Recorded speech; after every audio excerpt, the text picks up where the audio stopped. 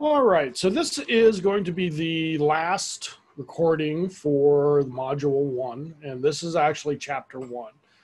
It's a PowerPoint on Chapter 1. What I want you to realize is I'm not going over everything.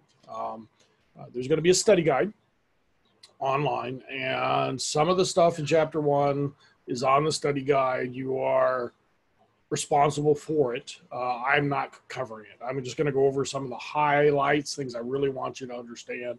And this is typically what I would do in class also. So what we're going to do is we're going to share the screen. We're going to put up this PowerPoint.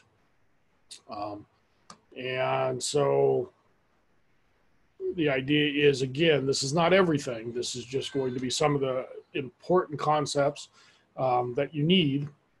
And then the rest of them, I expect you to go over the study guide, get that information, and then come to our Zoom sessions if you don't understand something else that we didn't cover, or we covered it and you don't think I did it well, or you didn't understand. Obviously bring those questions. So let's talk about the environment and some of the things we need to talk about. And one of the first words that come up is sustainability. That's kind of the new environmental buzzword. And so what is sustainability? It's the ability of ecosystems and human cultural systems to survive, flourish, and adapt. And so if you look on the bottom there, you can see this kind of the Venn diagram with three important things. The planet, that is the only thing we have. And then we have people. And then we have prosperity. You know, you can kind of hook that up to economics, doing well mentally and monetarily, those kinds of things. Within that Venn diagram, there's an overlap that would be sustainability. That's kind of the sweet spot, and that's what we're shooting for. What I want you to understand is that that everything is connected in that Venn diagram. So what I wanted to do is just discuss the Vogel primer. So here's the Vogel primer. This is the book we asked you to buy. And what you're going to see on the syllabus, there are a certain amount of these we want you to memorize. And so what you'll see is I have a list of them. There's 15 for each exam, which will take you up to 45, and then 5 more on top of that for the final. So for this first exam, you expect to have memorized and understand and be able to relate to these principles. So the first one is on page 46. It's number 3. And it's everything living and non-living is related to or connected to everything else. And the idea, again, from the sustainability is that Venn diagram, that the planet and people and even economics and business and all those things are hooked together, because business and prosperity run on resources. And so I want you to kind of connect this principle to that concept. And we can talk about that more during some of our, actually on our first Zoom session together. So let me read on the bottom here real quickly. There's some more that I don't want you to memorize. So sometimes we will shorten these, but this is all in bold, called the web of life. But underneath this is every time man does something in the natural world, it causes extensive reactions that usually extend beyond those that are expected and observed. And so everything has an effect on everything else. Everything is related to or connected to everything else. All right, so the other thing I want you to know from the chapter is kind of there's 3 principles of sustainability. One is solar energy. All our energy comes from the sun. Chemical cycling, everything cycles. And we're going to talk about next chapter, chapter 11, we're going to jump to water cycles, and you can see that in the picture, but also carbon cycles, phosphorus cycles, sulfur, all these things cycle through the community, and some of them are limited, some are not. And so we will talk about that throughout the semester. And then the last is biodiversity. There are billions of species on the planet that we share this planet with. All of them are important. And losing biodiversity actually ravages our systems. And so we're going to be talking about biodiversity over the semester and what that is doing, habitat loss, things like that. All right, so this is one of the things that I think people have trouble with. So I wanted to mention this one. I wanted, to make sure that everybody was um, on the same boat on this. So natural capital is equal to natural resources plus ecosystem services. So natural capital is kind of, what do you have in the bank? And natural resources is not something people have trouble with. These are the physical things like air, they're in blue on the picture here, air, coal, oil, lumber, all those things are natural resources. The one that I think is a little bit harder to understand is the ecosystem services. We don't think about, okay, yeah, the lumber in this forest is worth $20 million or whatever that number is. But what we don't take into account is when we cut that forest down, yes, we might cash that lumber in and get that money. But what we're not taking into account is the services that forest does by pulling carbon out of the air, by regulating weather patterns, those kinds of things. And all of those are also extremely important. So ecosystem services, I think, out of this equation is the one part that people forget. So I want you to understand that. And here it's all in orange, so you can kind of look through this and consider what those services are. Okay, so what is a natural resource? Again, these are things that can be used to provide energy, food, and it's provided by nature. And they may require energy like mining and things, and we'll talk about mining. So sustainable solutions for resource use. You've heard of the 3 R's. And so on one of the modules, Jack Johnson has a song from Curious George. So it's actually kind of a catchy song. So if you would like to watch that. What is an ecosystem service? Again, this is the one I think where we have more trouble with, but benefits from nature. It's the things that it does for free. And then when we cut those down or we take those out, it causes all kinds of different issues. All right, so the other 3 principles of sustainability, those would be an additional from the social sciences. Economics, one of the problems is things are priced a certain way. They aren't what we call full cost pricing, and we'll talk about this. So gasoline, we lose our mind when gas, how much would you pay for gas? And we'll maybe talk about that in our first segment. But full cost pricing is one. Ethics, I'm sorry, let's do politics. Politics, win-win results. I mentioned in one of the other videos, it's always the economy versus the environment. Doesn't have to be. They can go hand in hand. I think a healthy environment allows for a healthy economy. I really truly do. And so hopefully we will go in that direction. And in ethics, we are responsible for this planet, and my generation, we've done a terrible job. I apologize. We have fought the good fight, I guess, or tried, or fought a fight. I'm not sure it was even a good fight. Unfortunately, things are in a situation now where you guys need to step up. And I apologize. We put you in a bad place.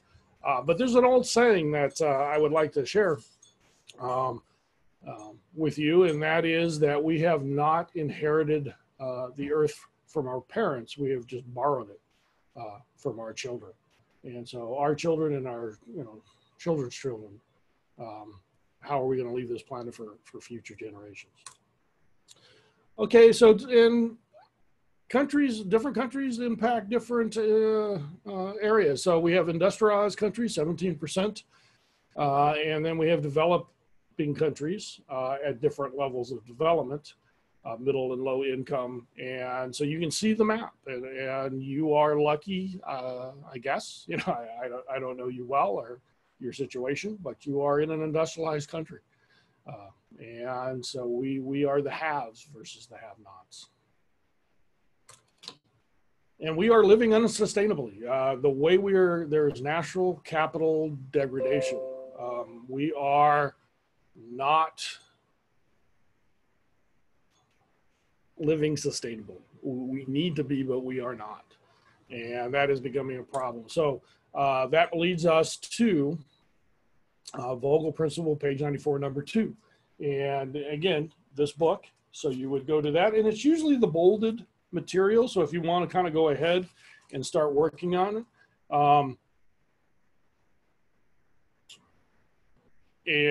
But I want to show you this, the bold, and I don't know if you can really see that well, but that's okay. What you realize is this is actually a very long principle.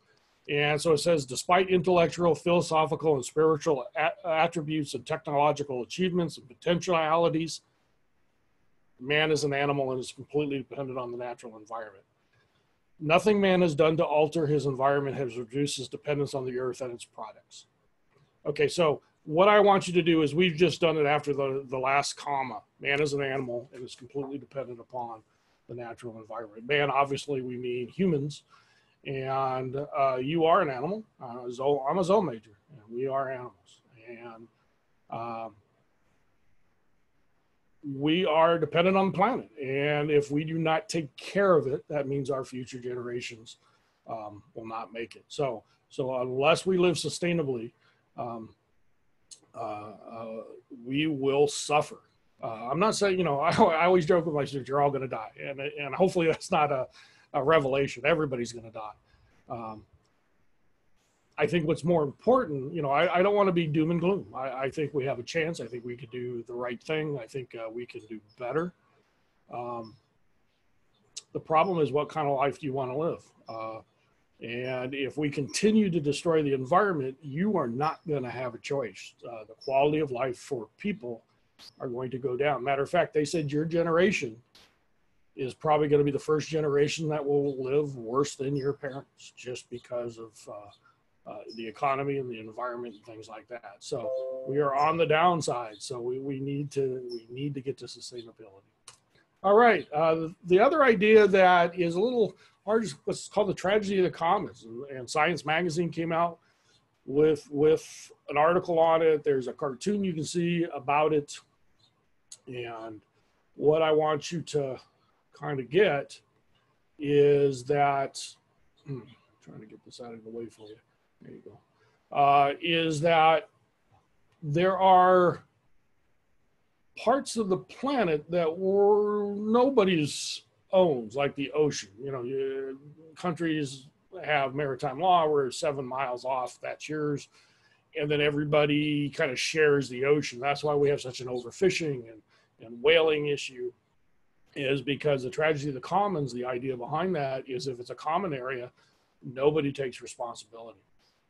When I'm at work, we have a kitchen area for all the faculty. I don't go in there. It's disgusting. I eat in the conference room, but I do not use that kitchen. There's a refrigerator in there. I wouldn't put my food in there. There's a sink. Oh, it's nasty. There's a microwave. I have a microwave in my office. Microwaves are not great, but I have a small little one in my office because I don't want to share it, because people don't care of those areas. That's why you see highways with trash. You typically don't see somebody's front yard covered with trash because they have pride and they have ownership. And so this is kind of a topic when we do have areas that nobody owns, who takes care of them. We're going to spend a lot more time on this, but it's mentioned in chapter 1. So I wanted an ecological footprint. How heavy are you living on the planet? How much water, land, resources do you use? And the United States, if you look, we have a huge footprint per person. We are using a ton of facilities, and I don't think this is an old edition, but I like the idea is this ecological footprint picture. Where are we? We are not sustainable. The sustainable is this 1.0, this little dotted line, and we are above that now. Projected footprint, if we do not do anything, we are going to be up above. How many planets will it take? So in 2040, it says it'll take more than 2 planets to basically support everybody, which we don't have. We have 1 planet. That does not change. And so that is a scary, scary thing. All right. So, and this is the picture now in the book, and I don't like it a heck of a lot, but you can see, you know, where some of those resources are and where some of the difficulties are. And so anyway, I think this is a better indication of how we're doing. Okay. But anyway, one of the last concepts I want to talk about is IPAT. This model, it's actually an equation, and I want you to know what those letters stand for. And so if you look on here, I actually stands for impact. So the impact on the planet. And then P stands for population. A stands for affluence, basically how wealthy you are. And T stands for technology. And so if you look on how those affect the impact on the planet, more population, the more people, the more resources they need, the more water they need, the more waste they produce, the bigger the population, the higher the impact. A, the affluence. Basically, how high on the do you live? How many resources do you use? And the wealthier obviously use more resources. So affluence actually also increases the impact on the planet. Now, technology is a little different. Technology, in the sense for impact, can be kind of a two-way street. So some technology, like mining, where we tear into the earth, that can have a huge impact on the planet. But some technology can actually help us limit consumption and maybe actually even helpful. So I want you to know the model and the impact that it can have on impact, I guess, environmental impact. All right, and then the 5 basic environmental problems that we will look at throughout the semester. One is population growth. Now, that's a huge one. We're going to spend kind of a day looking at that, or a week looking at that. Unsustainable resource use. We're gonna look at different resources throughout the semester and talk about our usage. Poverty. Turns out poverty is not good for the environment. It leads to heavy degradation.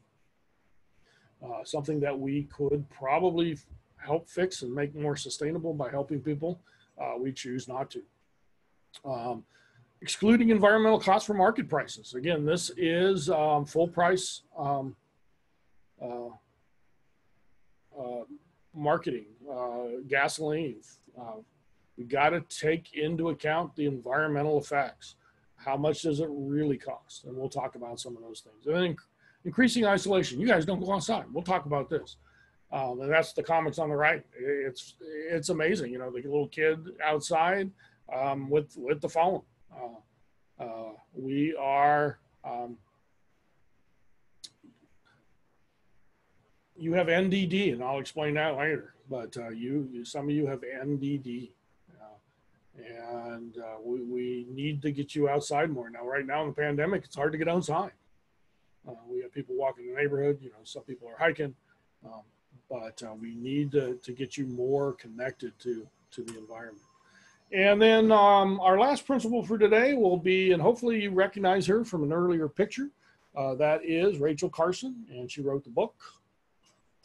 Hopefully you remember Silent Spring, and she came up with this saying. So when man destroys nature, man is actually destroying himself. And that's what she noticed, that the quiet in the forest, the birds have died, because we have done the insects. And basically, if they're dying, we're dying. And so her connection that everything is connected. And if we continue to destroy nature, that is having a huge effect on us as a people. All right, the last, I'm not sure I'm going to go over this. This is in the book. You can see there's 3 different worldviews. The older editions had up to 5. But, you know, kind of where are, you know, and you can see 2 of them now are under human-centered, life-centered, and earth-centered. You know, what we would like to get at is earth-centered. I think that is kind of the best sustainability. I think, unfortunately, at this point, we're very close to human-centered. And we need to make that shift.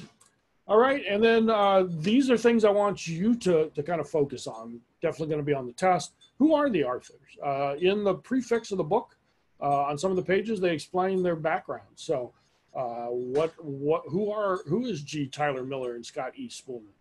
So read through that. Just be well aware that there can be questions on these two guys. And then the last is the Vogel readings. Okay, so again, we gave you 3 principles. I want them memorized. I want them associated. They will be part of the test. We'll talk about how that's going to work.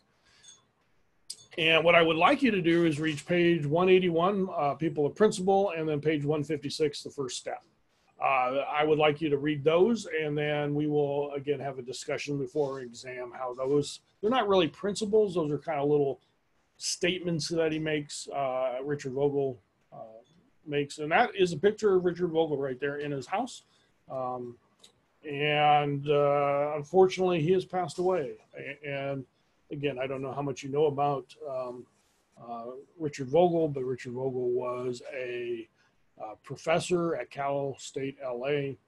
He was a professor for Craig Peterson, and for Karen Kiba Russell, he was their master professors when they were getting their degrees. He retired, and unfortunately, he died just over a year ago. He was ill for quite a while, but always. I met him. I've been to his house, spent time with him, and very different man, but very, very dedicated to the environment. So I just wanted to give him kind of a shout out. And so I want you to read these guys. And then there's a question: how many people does it take to make a change? And again, that's something we'll talk about at one of our Zoom meetings. So we will end the share, and we will end this final recording for module number 1, week 1.